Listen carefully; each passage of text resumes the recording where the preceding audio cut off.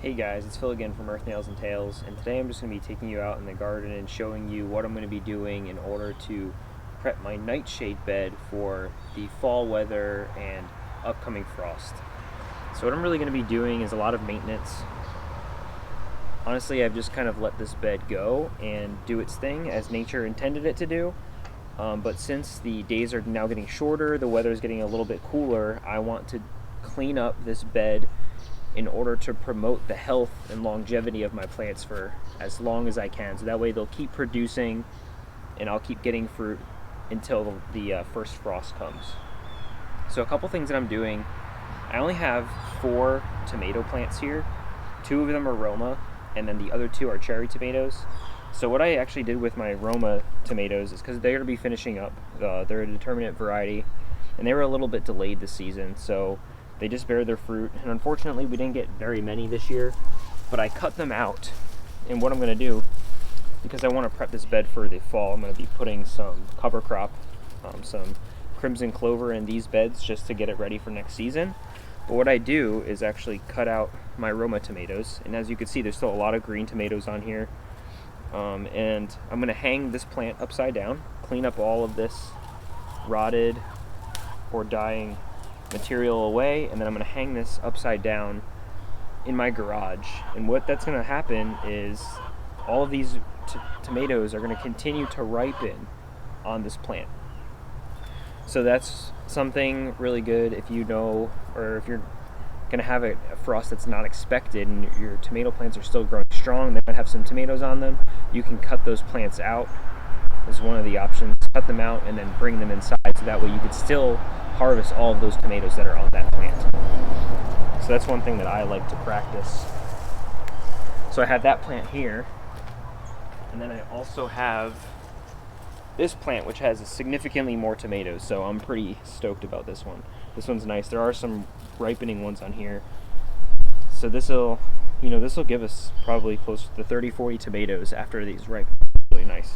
And it'll take another week or 2 before these are ripened, so that'll be good to have in the future. So now what I'm going to be doing here is, since that as I said, we're not getting as much sunlight as we used to, and I kind of just let these tomato plants grow on their own, I'm going to trim these up the best I can, that way to let in the most amount of light to the sun leaves that are still growing strong, and then we're going to get rid of any of the suckers or any of the stems that aren't producing fruit.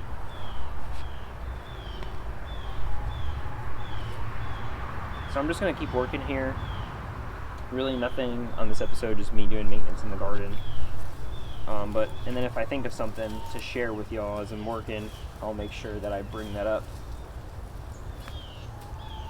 One new thing though is that we started getting our apparel, which the shirt's pretty sweet. So let me know in the comments below what you think.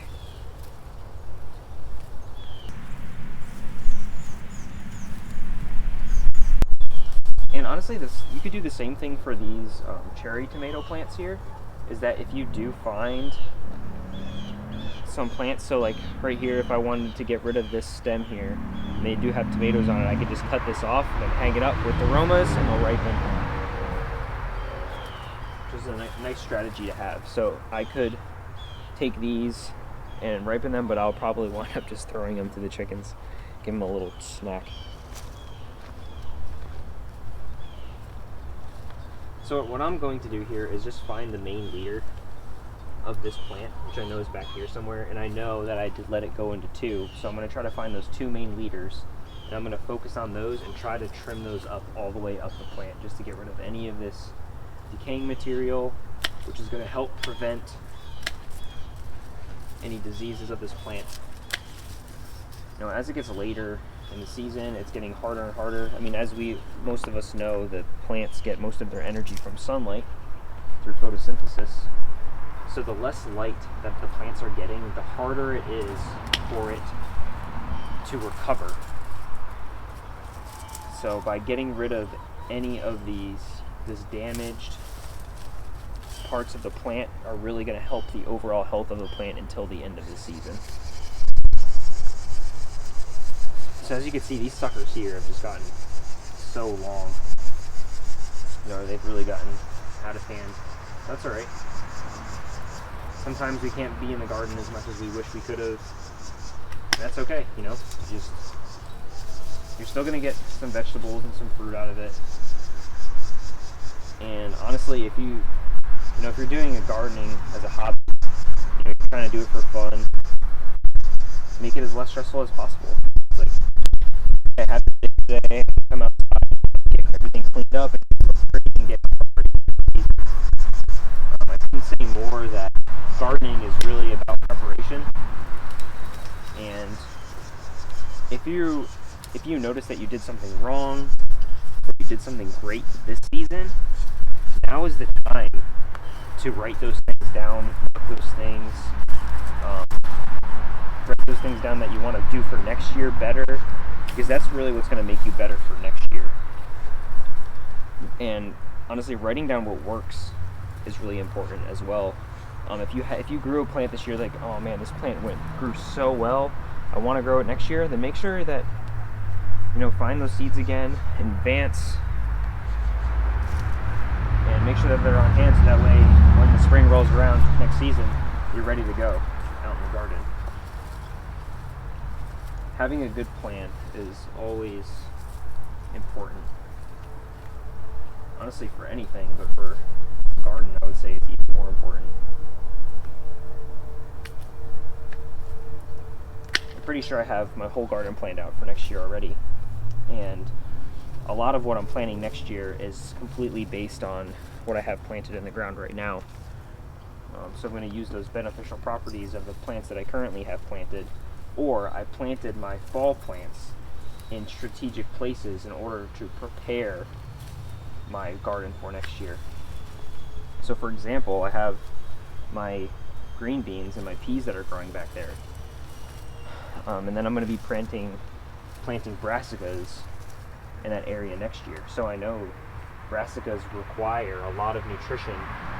So what I did by planting those legumes is that they're going to fixate that soil for me over this season, over the fall, and then next year when I plant those brassicas, they're going to be much, much happier because the soil that they're growing in is higher in nutritional content. And a great thing about having, a lot of people trim up their vegetables, or specifically their tomatoes, they'll train them, to do what they want. But as you can see here, I kind of let these vegetables grow, and it made almost a living mulch. Looking at this soil, there's barely any weeds. I have my clover here that I interplanted because I wanted to get my cover crop in the ground a little bit earlier. And you can see that the cover crop is really the only thing that's growing here. So one of the benefits of letting nature do its thing is it's going to find its balance, right? So that living mulch or the tomatoes that I allowed to grow are kept this soil covered all summer long, and there's barely any weeds in this bed. So there are definitely benefits, pros and cons of not trimming tomatoes or trimming tomatoes.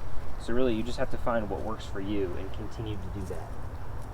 And unfortunately, with gardening, it does take a long time to see results because you can only garden, once a year. It's not like other hobbies where you can repeat things over and over and over and over until you get it right.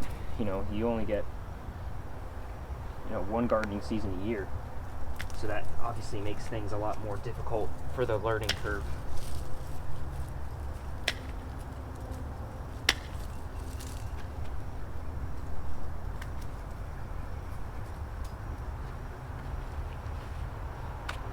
Pinch myself there on that one. But yeah, you can already see how much better this one plant's looking. Here's the main stem. I mean, this thing is huge. I probably need, one thing that I'm going to be doing next year is making probably a 9 or 10 foot trellis I guess trellis. And then tying these plants up a little bit better. I did have these, as you can see, these strings drop down in which I wrap my tomato plants around, but this trellis is just not long enough for these plants. These plants are probably, 9 or 10 feet tall, which is insane. We got some tomato trees this year, honestly. How big they are.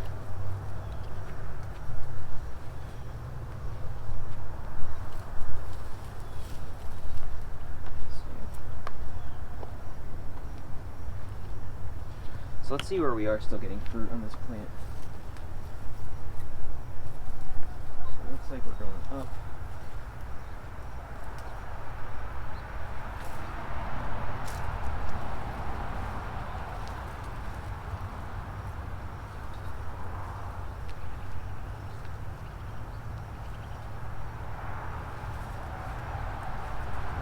So I'd say that one benefit of actually pruning your tomatoes in the beginning of the season is that you can focus on having a main leader, or like a main stem, and you can force all that growth to grow upward versus out like you see here.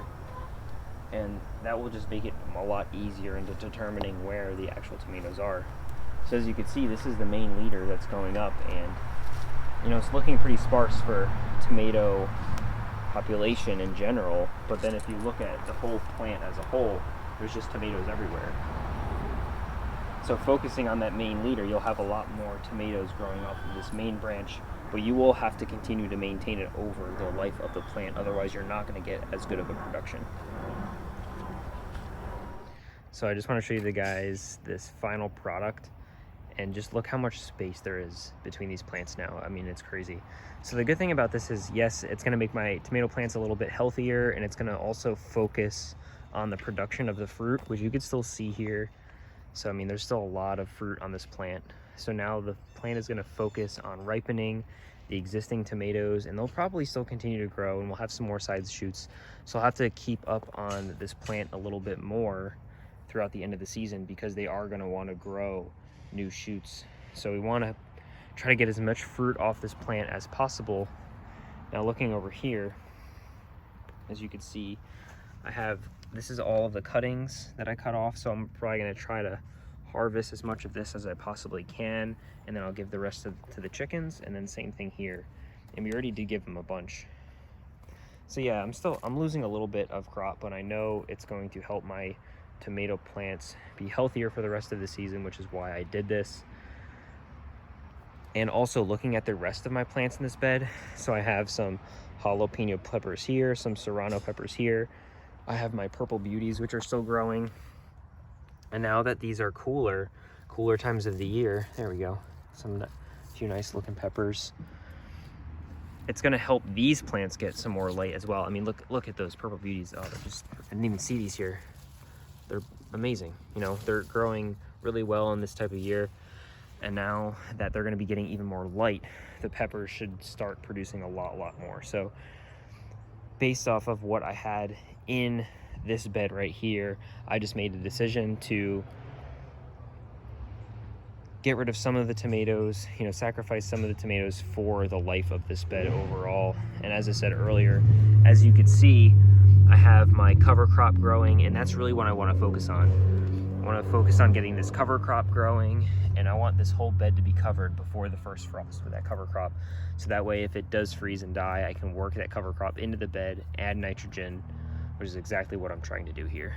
So first, I just wanted to show you guys how I hung up the Roma tomatoes, and also how they're doing. So it's been about a week, and as you can see, I have them hung up in my shed here. So I just hung them from the ceiling, and most of the vegetation has died off, but you can see the tomatoes, how some of them are still green, which they'll probably be green for another week or so, and then but a lot of them are starting to turn red and just like become beautifully ripened. So it is pretty cool that you can just hang up your tomatoes and they'll ripen on the plant as if they would do if they were in the ground. So great tip. As I said, if you are expecting a frost, definitely recommend doing this. Alright guys, that's going to be it for this episode. And again, I just wanted to thank you guys for watching. And I hope you got something out of this gardening with me video. And again, if you are interested in the apparel, definitely check it out in the description below. Pretty excited that I made this design myself, so something I'm pretty proud of. And then we also just released our new logo and the associated apparel with that. So if that's something that interests you, it would be great to support my channel or our channel so we can continue producing content, and also use that money to buy other things around the homestead to further increase your experience and my ability to learn and teach you guys, so that way you can continue to do things the right way the first time. Make sure you guys like, subscribe, and share, and enjoy.